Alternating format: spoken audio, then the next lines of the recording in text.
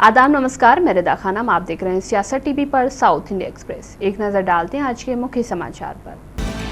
हैदराबाद के नामपल्ली में आज एक संदिग्ध हिट एंड रन घटना में गंभीर रूप से घायल होने के बाद 63 वर्षीय वरिष्ठ अधिवक्ता ख्वाजा मोइजुद्दीन की चोटों के कारण मृत्यु हो गई। पुलिस के मुताबिक ये घटना तब हुई जब मोइजुद्दीन अपने घर के बाहर निकले और अपनी कार की ड्राइवर सीट पर बैठने वाले थे। उसी समय कथित तौर पर एक एसयूवी तेज रफ्तार से आई और उन्हें टक्कर मार दी। इस घटना का एक वीडियो क्लिप ऑनलाइन सामने आया है, जिसमें देखा जा सकता है कि गाड़ी में मोइजुद्दीन को जोरदार टक्कर मारी है, जिसमें वे कई फीट तक हवा में उछल गए और फिर सड़क पर जा गिरे। उन्हें गंभीर चोटें आई हैं और उन्हें तुरंत इलाज के लिए अस्पताल ले जाया गया।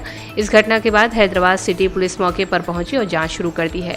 पुलिस की टीमें अस्पताल भी पहुंच गई और सबूत इकट्ठा करना शुरू कर दिया है, जिसमें सीसीटीवी फुटेज और चश्मदीदों के बयान शामिल हैं।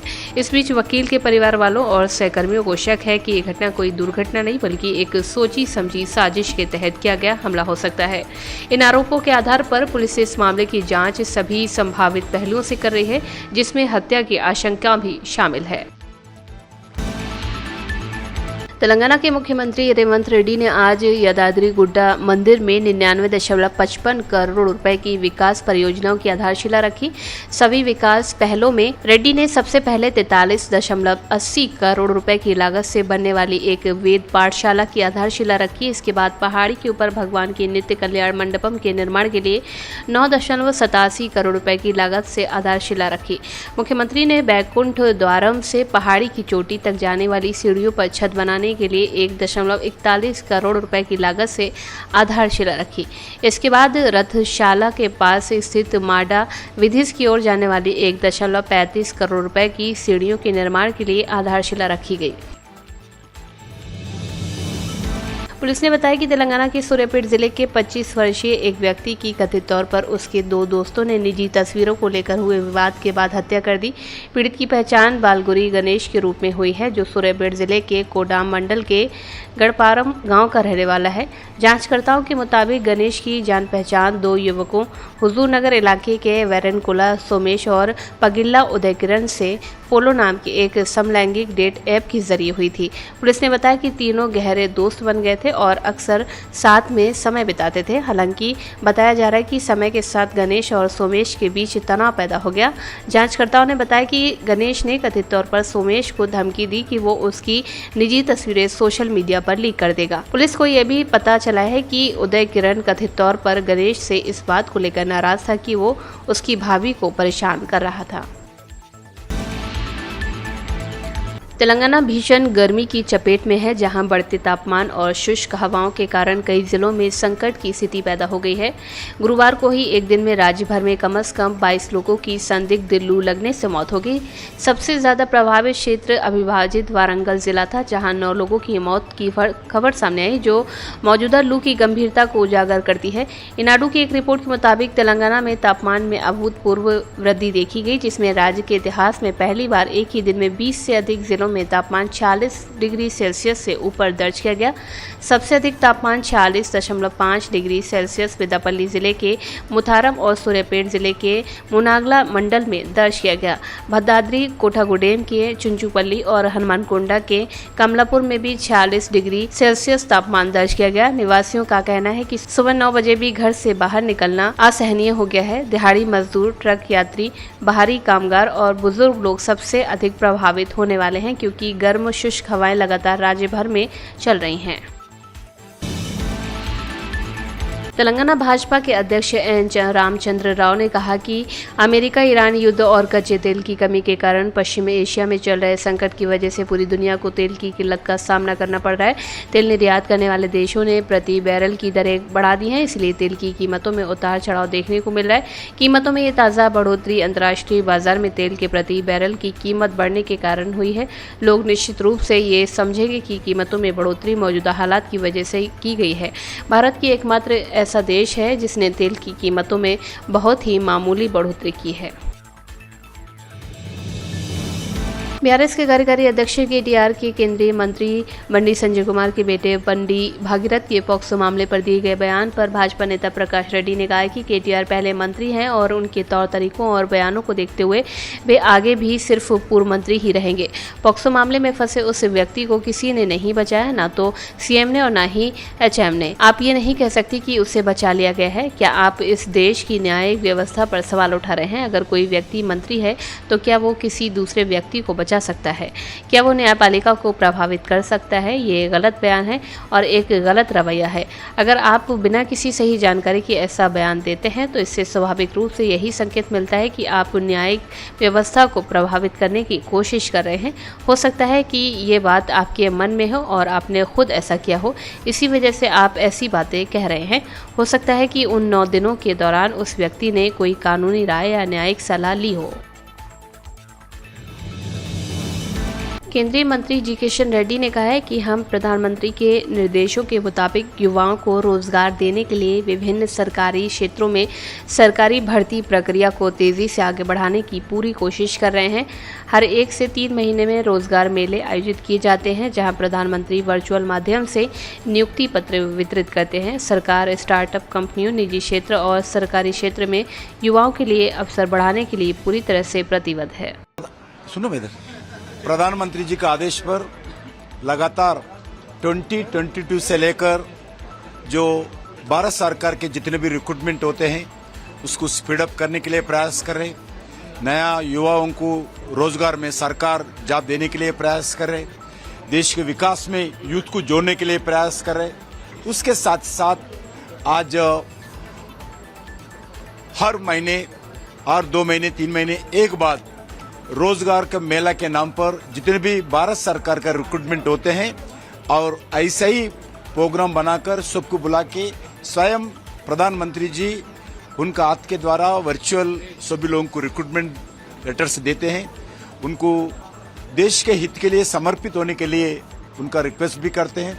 आज भारत में युवाओं का दृष्टिकोण से स्टार्टअप कंपनीज हो और अलग अलग प्राइवेट सेक्टर में, गवर्नमेंट सेक्टर में अपॉर्चुनिटीज हो, वो बढ़ाने के लिए भारत सरकार कमिटमेंट के साथ प्रयास करे। ऐसे ही ये कार्यक्रम लगातार 2022 से हर देश में, भारत में हर प्रदेश में कार्यक्रम होता है। इसमें लाखों लोगों को रोजगार, सरकार रोजगार देने के लिए हम प्रयास कर रहे हैं। पेट्रोल डीजल गैस की कीमतों में बढ़ोतरी पर कांग्रेस एमपी सैयद नसीर हुसैन ने कहा है कि हम पहले ही कह रहे थे कि चुनाव के दौरान फ्यूल की कीमतें कम करने का ड्रामा सिर्फ चुनावी प्रचार के दिन तक ही सीमित है और जैसे ही आखिरी वोट पड़ेगा ये लोग पेट्रोल और डीजल की कीमतें बढ़ा देंगे। गाय के काटने के विवाद पर उन्होंने कहा कि नियम बनाओ और ऐलान करो कि कोई इसे बेचेगा नहीं, काटेगा नहीं, खाएगा नहीं या एक्सपोर्ट नहीं करेगा। इसे पवित्र जानवर घोषित करो। पेट्रोल और डीजल के दाम बढ़े हैं, सीएनजी के भी दाम बढ़े। ये हम लोग पहले ही कह रहे थे चुनाव के टाइम पे कि दाम जो कम करने की इन्होंने नाटक किया है। ये सिर्फ चुनाव के दिन तक, प्रचार के दिन तक, जिस दिन आखिरी वोट पड़ जाएगा उसके दूसरे मिनट, दूसरे क्षण में जो है ये पेट्रोल डीजल गैस के दाम बढ़ाएंगे। हम लोग पिछले सेशन में इसकी मांग कर रहे थे कि इसके ऊपर स्टेशन क्राइसिस के ऊपर चर्चा होना चाहिए। ये चिल्ला कह रहे थे कि रिजर्व है, कोई दिक्कत नहीं, कोई प्रॉब्लम नहीं, सब कुछ चंगा सा। तो अब ये जो चुनाव ख़त्म होते ही जो 3 बार बढ़ाए हैं, इसका जवाब प्रधानमंत्री देशवासियों को देना चाहिए। इसका जो स्पाइरलिंग इफेक्ट होगा, इसका कैस्केडिंग इफेक्ट होगा, जिसके वजह से इन्फ्लेशन होगा, प्राइस राइज होगा, उसका जवाबदेही सरकार को देना चाहिए। जो इतना महंगा तेल में दाम बढ़ा के इतने पैसे जो इसमें पैसे जो कमाए हैं, लाखों करोड़ों रुपए जो कमाए हैं, वो उसमें इस्तेमाल करके एक स्टेबिलिटी मेंटेन करना चाहिए। सर, नीट को लेके भी एनडीए के चीफ गए और कहा कि कुछ क्वेश्चंस लीक हुए थे, पूरा पेपर लीक नहीं हुआ और अब ये कहा जा रहा है सरकार की तरफ से कि 100% एक्यूरेसी रखी जाएगी ये एग्जाम जो किया जा रहा है, उसको कैसे लें? ये 89 बार paper leak, 48 times exam cancel. अब इससे ज़्यादा क्या हम एक्सप्लेनेशन देंगे? पिछले 10 साल में 89 बार पेपर लीक हुए हैं, 48 बार एग्ज़ाम कैंसिल हुए हैं। तो गरीब बच्चे गांव-गांव से दूर दूर से जाके होटल के रूम्स में रह के पढ़ाई करके, तैयारी करके इतने पैसे खर्च करके जाके एग्ज़ाम लिखेंगे, उसका भरपाई कौन करेगा? क्यों ये बच्चों के भविष्य के साथ खेल रहे हैं? क्यों इनका फ्यूचर बर्बाद कर रहे हैं? क्यों उनको सुसाइड करने के कगार पर, आत्महत्या करने के कगार पे लेके जाएं? ऐसी जब हरकतें करेंगी, ये हालत देश की रहेगी, तो जब भी तो भारतीय आज कांग्रेस पार्टी जैसे पार्टियां जो है 4-4 दिन में इनके नंबर से ज़्यादा नंबर उनके बन जाते हैं। लेकिन सर एक और नई बहस छेड़ दी है, अभी ईद आ रही है, उससे पहले भाजपा की केरल यूनिट के अध्यक्ष राजीव चंद्रशेखर ने आज सोशल मीडिया पर तेजी से वायरल हुए कॉकरोच जनता पार्टी अकाउंट को लेकर आरोप लगाया। उन्होंने कहा कि ये सिर्फ एक मजाकिया सोशल मीडिया ट्रेंड नहीं है, बल्कि भारत को अस्थिर करने और प्रधानमंत्री नरेंद्र मोदी की सरकार को निशाना बनाने के लिए चलाया जा रहा एक संगठित अभियान हो सकता है। राजीव चंद्रशेखर ने सोशल मीडिया प्लेटफॉर्म एक्स पर पोस्ट करते हुए कहा कि कॉकरोच जनता पार्टी के जरिए जनमत को प्रभावित करने की कोशिश की जा रही है। उन्होंने आरोप लगाया कि ये अभियान सीमा पार से चलाया जा रहा है और इसमें विपक्ष के कुछ लोगों का भी समर्थन हो सकता है। उन्होंने कहा कि आज के दौर में सोशल मीडिया, व्हाट्स और आर्टिफिशियल इंटेलिजेंस का इस्तेमाल करके लोगों की सोच को प्रभावित करना आसान हो गया है। ऐसे अभियान देखने में सामान्य लगते हैं, लेकिन इनके जरिए समाज में भ्रम और अस्थिरता पैदा की जा सकती है। कांग्रेस सांसद तारिक अनवर ने कहा है कि मुस्लिम समुदाय ने पहले ये बात कही है कि अपील की है कि इस बार गायों की कुर्बानी नहीं दी जानी चाहिए। उन्होंने तो सरकार से ये भी आग्रह किया है कि गाय को राष्ट्रीय पशु घोषित किया जाए, फिर इस पर पूरी तरह से प्रतिबंध क्यों नहीं लगाया गया और गाय को राष्ट्रीय पशु घोषित क्यों नहीं किया गया। सरकार ने बिना किसी कठिनाई के अनुच्छेद 370 को हटा दिया, लेकिन जब बात गायों पर आती है जिनसे लोगों का गहरा जुड़ाव है और जिनके साथ हिंदुओं की भावनाएं जुड़ी हुई हैं, तो आप प्रतिबंध नहीं लगा रहे हैं।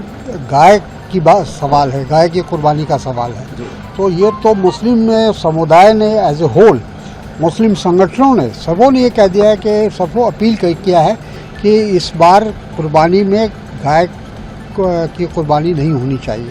और उससे भी आगे बढ़कर उन्होंने ये कहा है कि गाय को राष्ट्रीय पशु डिक्लेयर करे सरकार। 12 साल से यहाँ मोदी जी की सरकार है, सत्ता में है और 21-22 राज्यों में है, तो क्यों नहीं उसको बैन लगाया जाता है पूरी तरह से, और क्यों नहीं उसको राष्ट्रीय पशु डिक्लेयर किया जाता है। ये सब काम करते हैं, ये 370 हटाने में उनको कोई तकलीफ नहीं हुई, लेकिन ये गौ माता का जहाँ तक सवाल है, लोग जिससे जुड़े हुए हैं, इनका सेंटिमेंट जुड़ा हुआ है हिंदुओं का, आप उस पर बैन नहीं लगा रहे हो। शुक्रिया। साउथ इंडिया एक्सप्रेस में बस इतना ही। मुझे दें इजाज़त। बाकी खबरों के लिए बने रहें सियासत टीवी के साथ।